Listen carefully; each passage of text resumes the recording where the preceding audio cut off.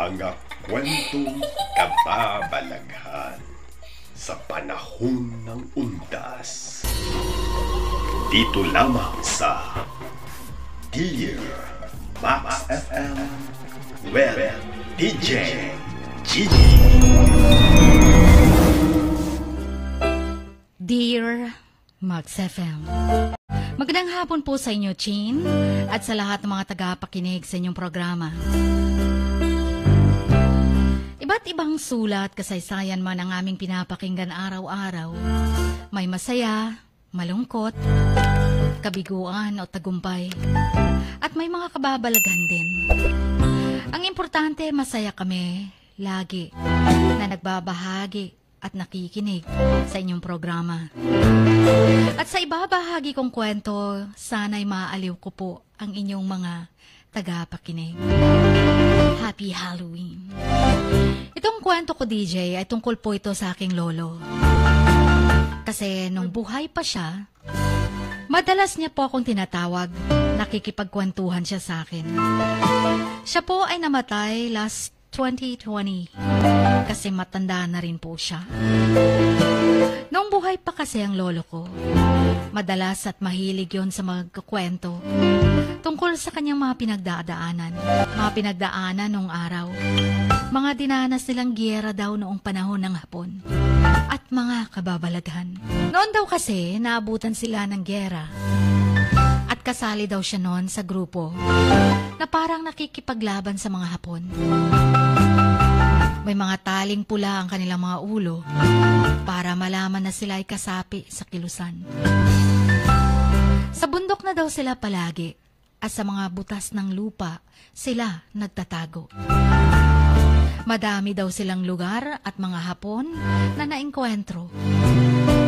At sa panahon daw na yon, madami din silang mga natutunan sa bundok na mga paraan ng panggagamot ng mga kasamahan nilang nasugatan. At hanggang sa pinag-aralan na rin niya ang panggagamot. Yung tinatawag, DJ, na maging isang albularyo. Manggagamot sa mga sakit na kulam.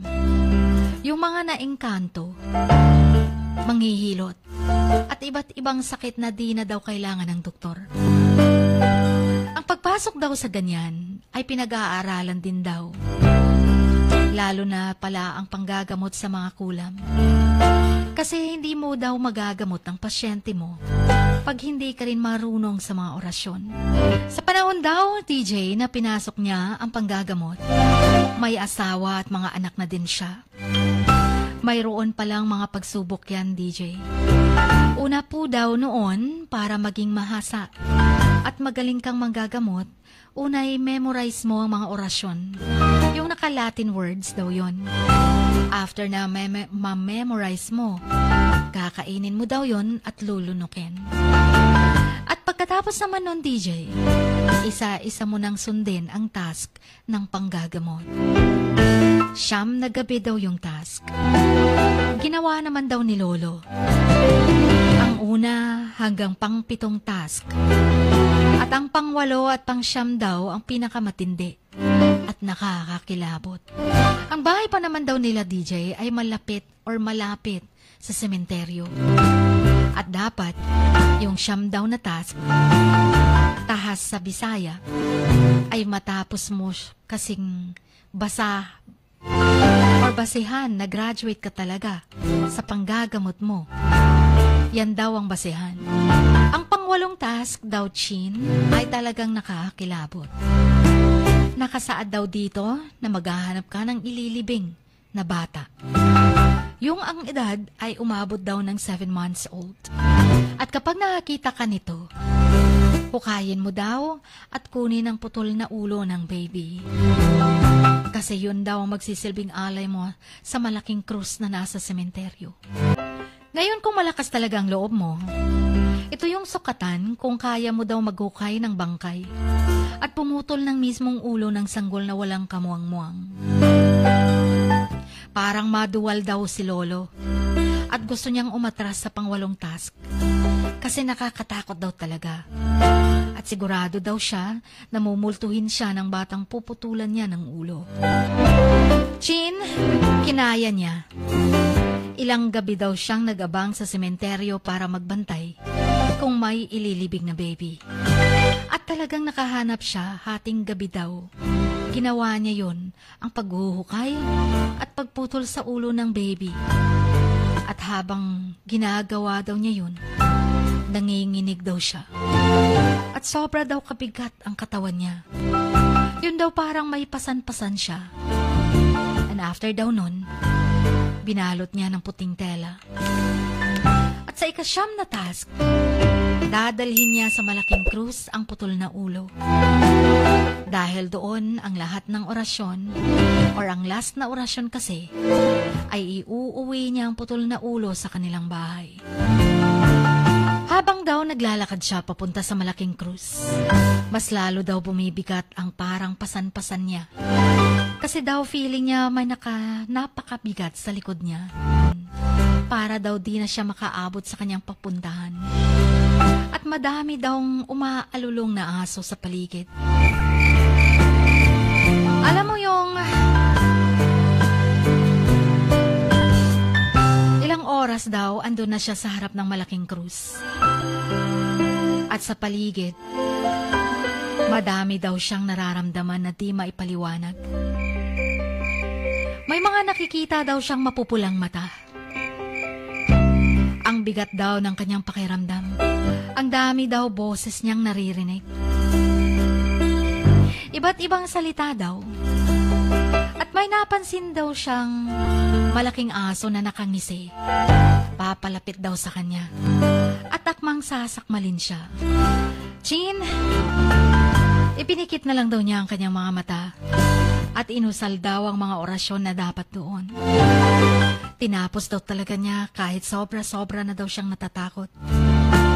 Pero dapat daw labanan ng takot. Dahil di mo matatapos ang lahat pag natatakot ka. Lakas ng loob lang daw talaga. Hawak daw ang putol na ulo, nag-orasyon siya. Hanggang matapos bigla na lang daw naging mapayapa ang paligid. Naging maaliwalas. Kahit daw sobrang dilim. Dahil ginawa daw yon, walang buwan ang langit.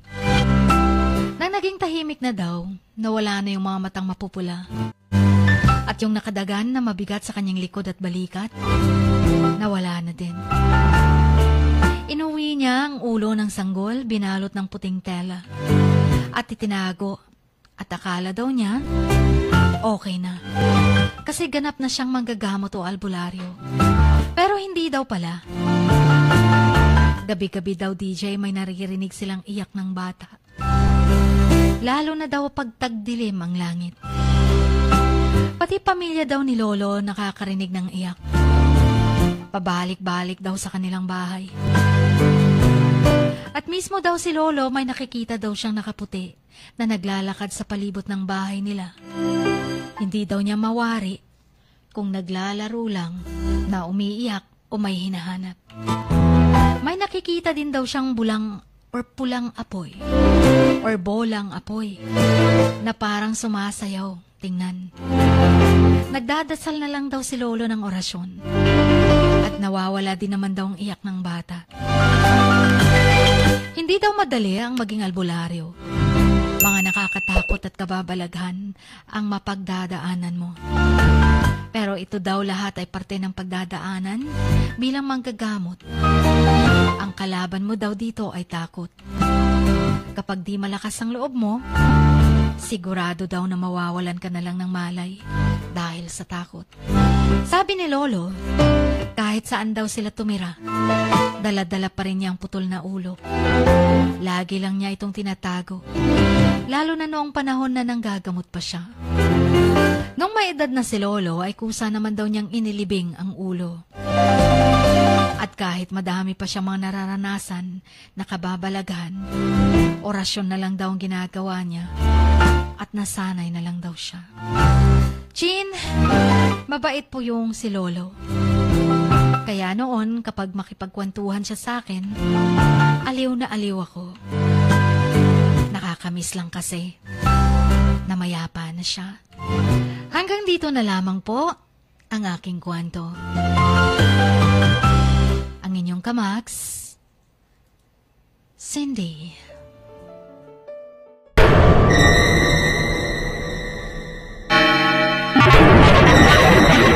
Knock, knock. Who's there? You're a nightmare.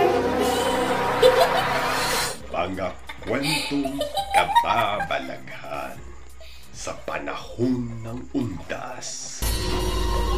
Dito lamang sa Dear Max FM with DJ Gigi. I've been watching you. I know what you've been doing. Max News FM. You will be afraid to the max.